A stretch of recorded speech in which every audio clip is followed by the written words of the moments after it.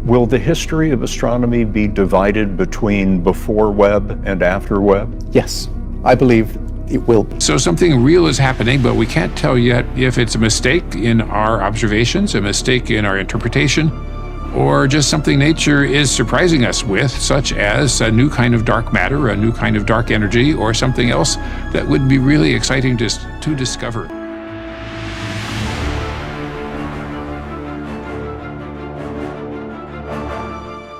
The universe is really weird, much weirder than we thought, and the James Webb Space Telescope keeps proving it. Scientists are honestly confused right now. The theories they trusted for years are starting to break down because Webb is spotting strange objects we've never seen before. They're not normal galaxies, at least not like the ones we know. Astronomers have found a bunch of these mysterious things scattered across deep space. What's even crazier is that Webb has looked further back in time than any telescope before it, past the so-called dark ages. And what it revealed doesn't match up with our current models. These ancient objects don't fit the rules, and they might completely change what we thought we knew about the universe's beginnings. And here's the frustrating part. Scientists keep saying these discoveries challenge the old models, but they haven't actually changed those models yet. Isn't that what science is supposed to do? Anyway, let's keep going. Most scientists say the universe began 13.8 billion years ago. But new data paints a different picture. Some top physicists are even asking, did the universe have a beginning at all? Could it be much older? Or something totally different from what we've imagined? For decades, scientists have relied on the standard model of cosmology, called lambda CDM. It's based on the idea of invisible dark matter and dark energy shaping the universe. But Webb's discoveries are now shaking this model. The telescope has found objects so huge, filled with so many stars, that they just shouldn't exist, not this soon after the Big Bang. In the lambda CDM model, there simply isn't enough normal matter in the universe to build such massive galaxies so soon after the Big Bang. The math doesn't line up. For these giant stellar systems to exist that early, nearly all the available matter would have had to collapse into stars almost instantly, something that defies both logic and the laws of physics as we understand them. So what exactly did the James Webb Space Telescope spot at the very edge of the observable universe? And why are scientists suggesting these findings could rewrite our entire understanding of cosmology? Since Edwin Hubble's discovery in 1929, we've known that the universe is expanding. Galaxies aren't moving through space, they're being carried apart because space itself is stretching. But here's the strange part. There is no center to this expansion. No matter where you are in the universe, it always appears as though everything else is rushing away from you. Even more puzzling, this expansion is speeding up. That acceleration led to the idea of dark energy. Imagine pointing Webb deep into the cosmos from Earth. Every speck of light you see is from galaxies that are all moving away, and the farther they are, the faster they recede. That's one of the central principles of cosmology. But at extreme distances, something truly bizarre occurs. There's a threshold where galaxies appear to move away at the speed of light itself. This boundary is known as the Hubble sphere, and beyond that, galaxies are receding faster than light. At first glance, it sounds impossible. We shouldn't be able to see their light at all, yet Webb is showing us otherwise. If these galaxies are racing away faster than light, how could their light ever reach us? Strangely enough, we can still see them. That's because the Hubble sphere, the boundary where galaxies recede at light speed, is itself expanding as space stretches. As it grows, galaxies once thought to be beyond our view slip back into sight. In other words, we're seeing galaxies that technically shouldn't be visible, simply because the universe's expansion keeps shifting the rules. But even this has a limit. There's a final boundary we can't cross. It's called the observable universe, a bubble about 92 billion light-years across. At its edge lies the faint afterglow of creation itself, the cosmic microwave background radiation. This ancient light is the last remnant of the Big Bang, the farthest signal we'll ever detect. Looking deep into space isn't just about distance, it's about time. Every ray of light from a faraway galaxy is a messenger from the past. The farther away it is, the older the story it tells. Take Jade's GS Z14-0, the most distant galaxy yet spotted by the James Webb Space Telescope.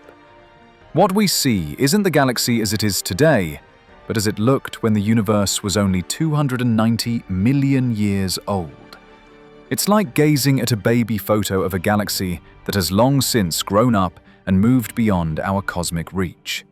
Today, that galaxy lies outside the observable universe. It still exists out there, but the light it's emitting now will never reach us.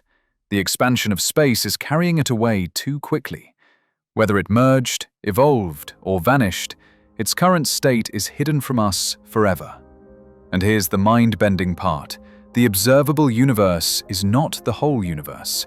It's just the slice we can see, about 92 billion light-years wide. Beyond that horizon, likely more stars, more galaxies, and perhaps an endless expanse stretching on forever. Which raises a profound question about the Big Bang itself. If the universe is truly infinite, as many scientists suspect, then maybe it has always been infinite. The Big Bang wasn't a single explosion at one point in space. It happened everywhere at once, across the entire, possibly infinite, universe. The cosmos wasn't born from a tiny dot, but through a transformation that unfolded in every direction simultaneously. So when you look up at the night sky, you're not just seeing stars, you're seeing the ancient glow of a universe still in the process of becoming. The birth of the first galaxies wasn't a local event in some corner of space. It happened everywhere, all at once, including in regions forever beyond our view. According to our best theories, matter itself appeared everywhere at the same time, not from one central blast, but through a universe-wide shift.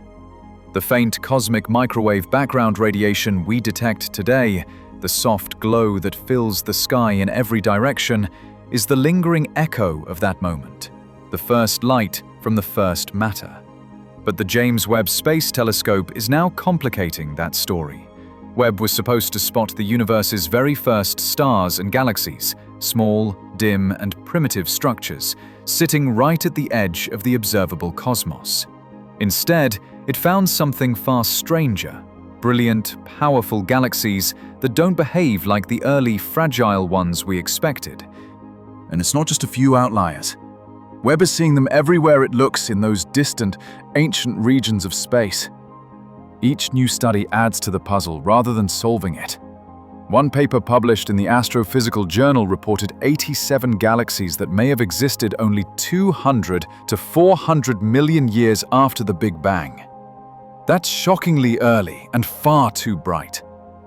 These galaxies appear too massive, too well organized, and too luminous to fit within our current understanding of how galaxies are supposed to form.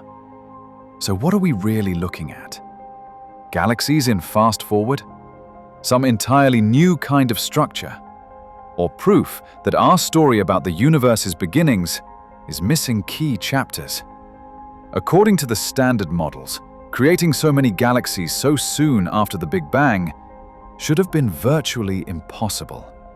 Yet Webb is showing us that the cosmos may have had a much faster, more complex beginning than we ever imagined. The early universe shouldn't have had enough time or enough material to create galaxies like these. But a new study led by astronomer Hao-Jing Yan has completely turned that idea upside down. Yan argues that even if only a few of these candidate galaxies are confirmed, it would still force us to rethink how galaxies actually came to be. Normally, galaxies form slowly. They're filled with swirling gas and dust, the raw ingredients that gradually produce stars over millions of years. On average, a galaxy only converts about 10% of its gas into stars. That's the cosmic rule of thumb. But what if that rule doesn't hold up? Using spectroscopy to examine their chemical signatures, scientists discovered something astonishing.